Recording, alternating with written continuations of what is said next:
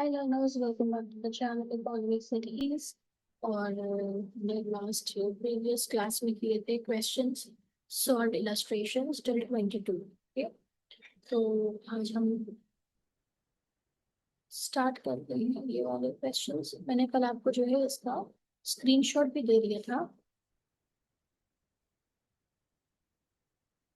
Right.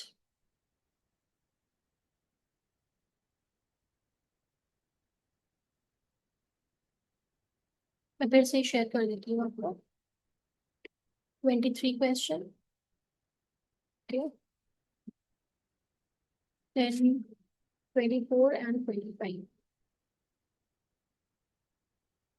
ठीक है, most probably हम लोग 3 क्वेश्चंस करेंगे।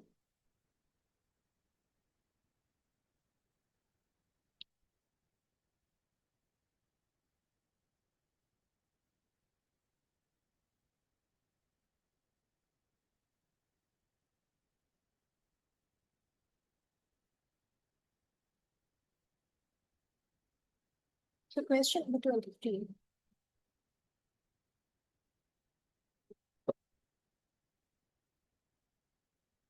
संदीप गर्ग की बुक से मैं कर रही हूँ ये income method, right. Question number 3 में 23 में क्या बताया गया, calculate the value of domestic income. तो इसमें सिंपली बोला गया है we have to calculate domestic income. पहले हमें एग्रीगेट पता होना चाहिए ना डोमेस्टिक इनकम का। It's going to be NDP at FC. और इनकम मेथड में हमें पता है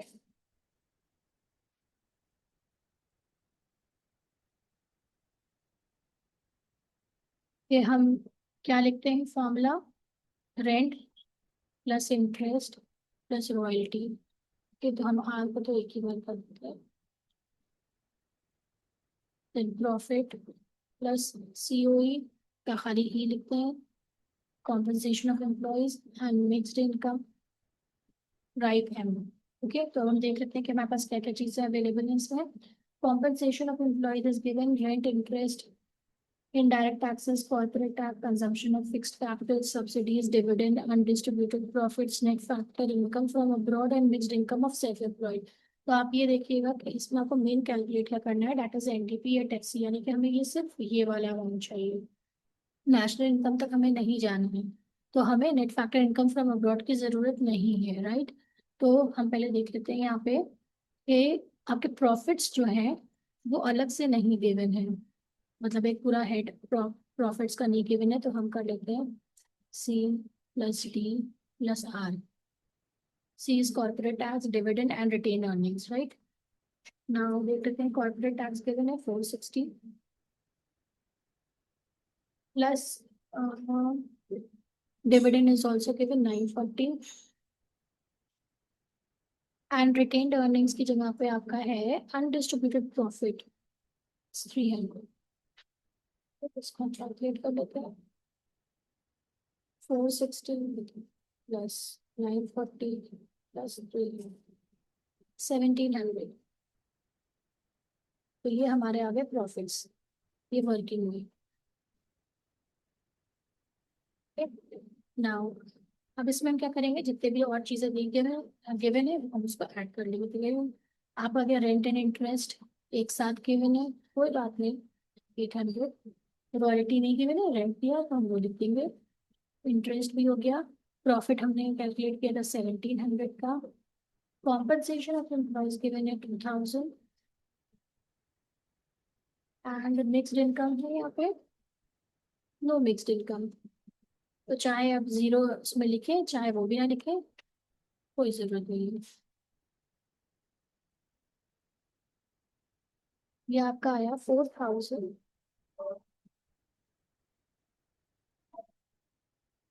हाँ, mixed income is given 200, sorry 200 given है ये 200 मिक्स्ड गिवन लास्ट में दिया हुआ है। इसको फिर से लिख देते हैं, मिक्स्ड इनकम गिवन है लास्ट में क्वेश्चन पे 200। तो आपका टोटल आएगा रुपीज, तो लिखना ही लिखना है मुझे 4700। इसमें करोड़ में इज योर आंसर। अगर इसमें बोलते हैं अगर हमें कि हमें एनएनपीएस यानी कि नेशनल इनकम पे जाना है, तब हम इसमें ऐड करते हैं एनएफआई। ठीक है, वरना हमारा सिर्फ आंसर नहीं आएगा 4700 crore. Okay, please take the screenshot.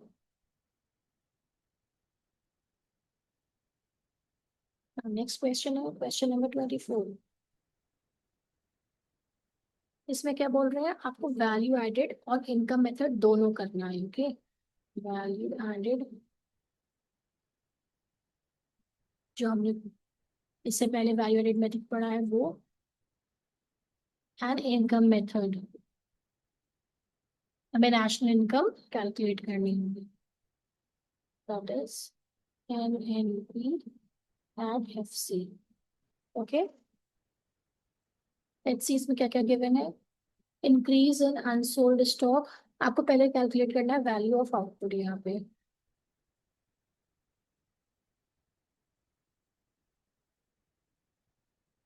Value of output पहले हमें निकालना है, तो हम पहले के देख लेते हैं।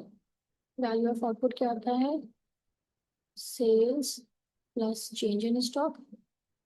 ओके, तो यहाँ पे हम देख लेते हैं कितना है, increase in unsold stock and sales given है। ठीक है, तो सेल्स आपकी है 10,625 plus increase in unsold stock यानी कि चेंज इन स्टॉक है 600। ओके, तो ये कितना आ गया, 10,625 प्लस 600, ये आपका आ गया 1125। तो ये तो पहले वाला आपका सॉल्व हो गया, राइट। तो ये जो भी आपके रुपीज एंड करोड़ हैं, तो रुपीज एंड करोड़ हम लिख देंगे। ओके, यहाँ पे मैंने स्पेस थोड़ी कम दी है, बस तो यहाँ पे स्पेस पहले नहीं चाहिए, क्योंकि ये अगर आप नहीं लिखेंगे तो इस पर भी मार्क्स कटेंगे, रुपीज एंड करोड़। तो ये फर्स्ट वाले का तो आपका आंसर आ गया कि ये दोनों सामने ही एज इट इज रखे हुए हैं, राइट।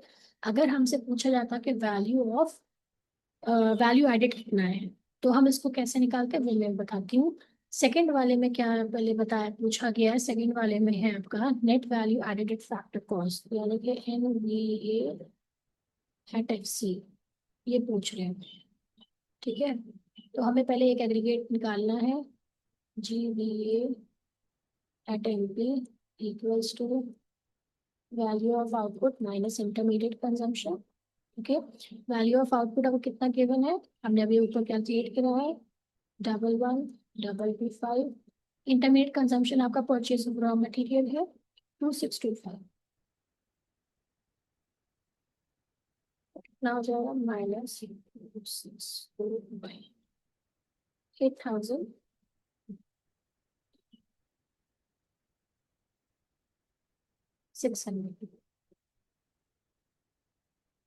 ठीक है, अब हमें क्या कैलकुलेट करना है, इसी में एनवीए एट एफसी कैलकुलेट करना है, तो हम लिख देंगे NVA at FC equals to GVA at MP।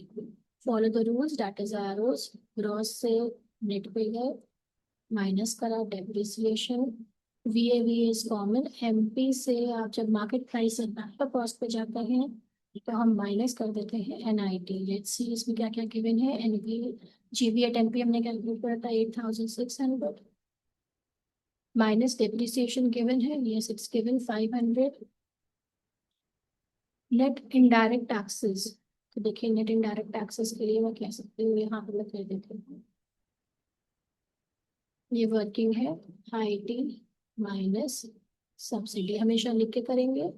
IT कितना है आपका 1,200 माइनस आपका सब्सिडीज गिवन कितना है 400, तो ये NIT आपका आया 800। तो हम देख लेते हैं इसको करके, 8,600 माइनस 500 माइनस 800, ये आपका आया 7,750। इस रेट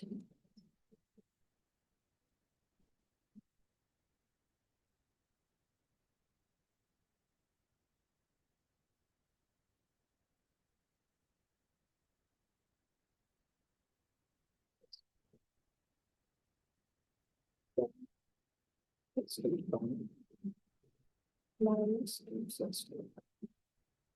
8,000। ठीक है, मैंने ये 10,625 प्लस 600 11,225। ठीक है, इसमें से माइनस करा तो 625 वाया 8,600 8,000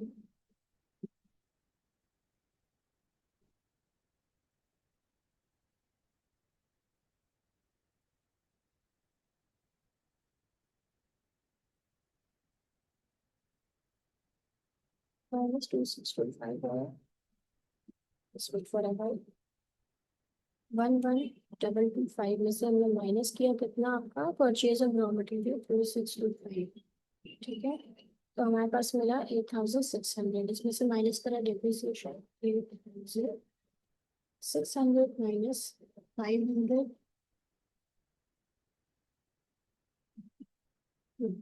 माइनस 800, तो ये आपका आ गया रुपीज 7,300 करोड़। ये आपका क्या है, NVATFC। ठीक है, ये बोला क्या था निकालने के लिए, ये हमने कैलकुलेट कर लिया। ठीक है, ना नेक्स्ट में क्या है आपका, prove that income generated is equal to NVATFC। हमें प्रूव भी करना है, ये इसका थर्ड पार्ट है, राइट। प्रूफ करना है ये NVATFC equals to income generated. Okay,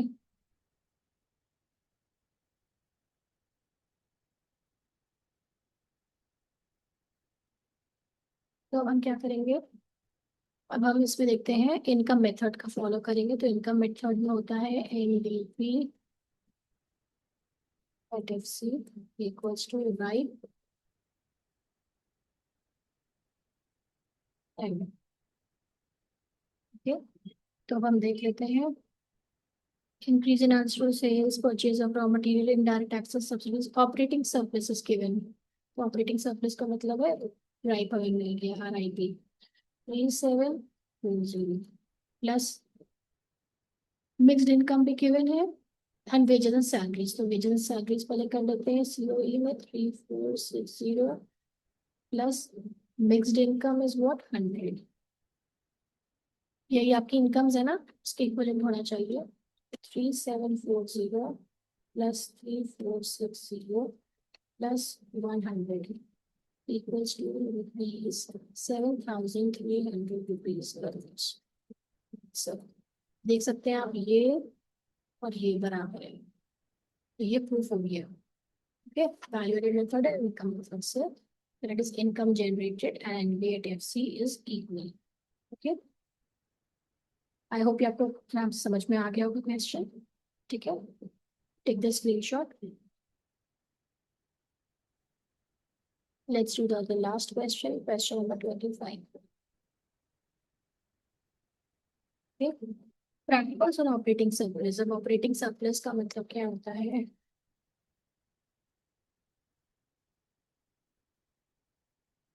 अच्छा देखिए, ऑपरेटिंग सरप्लस जो हमने आपको बताया था वो था आपका, ये शुरू में जब बताया था तो RIP समरी में, यानी कि rent and royalty interest and profit. Okay, लेकिन कहीं कहीं पे क्या होता है, आपका जो दिया होता है ऑपरेटिंग सरप्लस, ओके, तो उसमें क्या होता है कुछ आपके कंपोनेंट्स जो है इसके भी आ जाते हैं, दैट इज आपके वैल्यू एडेड की। ठीक है, तो हमें ये पता है कि GDP एट MP, ये मुझे पता है फॉर्मूला क्या होता है, यानी कि ऑपरेटिंग सरप्लस के हैं या हम कहें रेंट इंटरेस्ट और रॉयल्टी एंड प्रॉफिट। तो मैं अगर यहाँ पे लिख दूँ खाली operating surplus plus compensation of employees plus mixed income.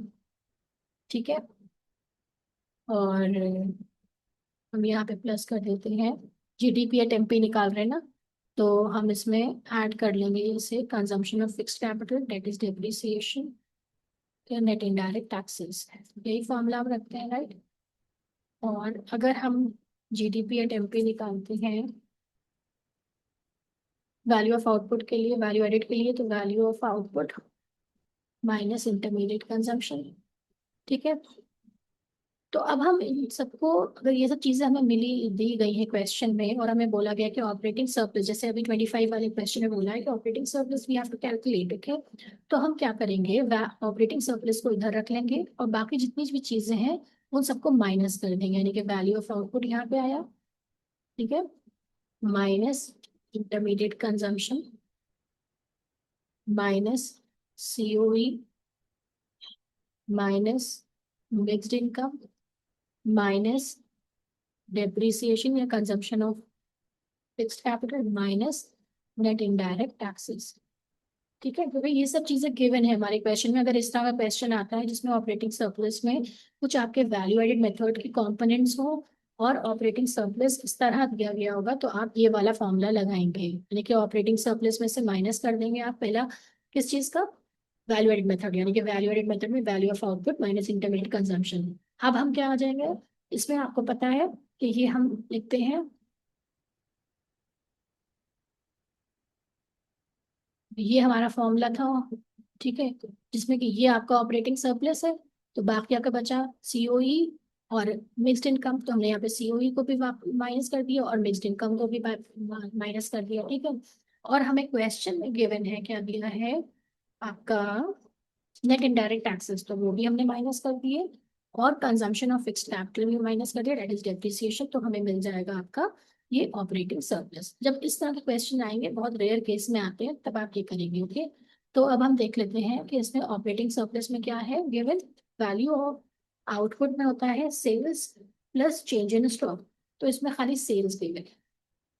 यहाँ पे वैल्यू ऑफ आउटपुट का मैं लिखे देती हूँ, sales plus change in stock होता है ना, माइनस इंडेक्स, यहाँ पे जो जो गिवन है वो सब वैल्यूज लिख देते हैं। Operating surplus equals to, sales है आपकी 4000, अब चेंज इन स्टॉक कुछ नहीं गिवन है तो कुछ नहीं लिखेंगे, माइनस इंटरमीडिएट कंजम्पशन है 600,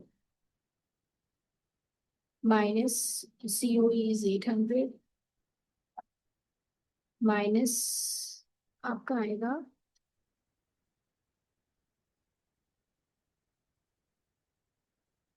mixed income is 400,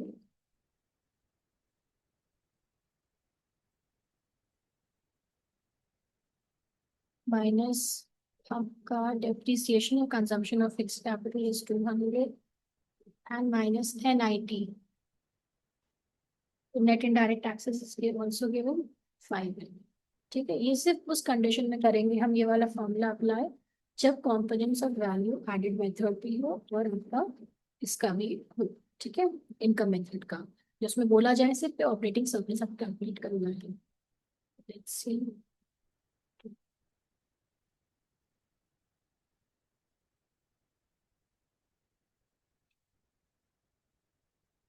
4000 minus 600 minus 800 minus 500 minus 400 minus 200, ये आपका आ जाएगा प्लीज 300 का,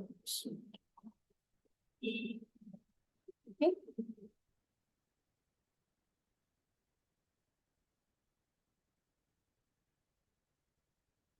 ठीक है, बस ये याद रखिए कि ये कंडीशन तब होगी जब आपको वैल्यू एडेड के कंपोनेंट्स होंगे, ठीक है, वैल्यू एडेड मेथड के कंपोनेंट्स होंगे